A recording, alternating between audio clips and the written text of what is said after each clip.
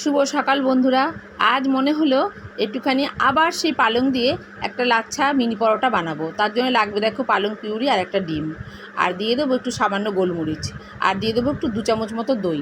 এটা করে কিন্তু একবার সকালবেলা খেয়ে দেখবে। আর এটা কিন্তু খাস্তা হয়, আর খাস্তা করে কিন্তু তুমি কোটোতেও রেখে দিতে পারো। খেতে কিন্তু দারুণ।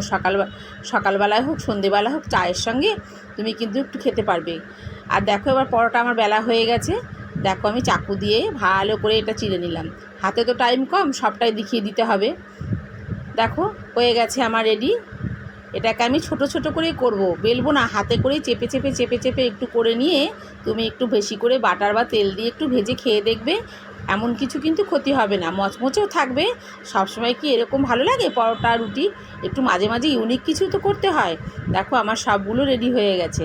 এবার আমি তেল বসিয়ে দিয়েছি, তাতে দিয়ে দেবো। খেতেও কিন্তু দারুণ, যেহেতু ডিম দেওয়া হয়েছে এটা খাস্তাও হবে এবং নরমও হবে। তোমাদের নিশ্চয়ই খাওয়া হয়ে গেছে। আমার ছেলেকে আজকে আমি এটাই সকালে বানিয়ে দিয়েছি। খেতে কিন্তু দারুণ। আমার দেখো সবগুলো রেডি হয়ে গেছে। ভালো লাগলে লাইক করবে, কমেন্ট করবে। একটু সস দিয়ে কায়দাবাজি করলাম যাতে দেখতে একটু ইউনিক হয়। সবাই ভালো থাকবে।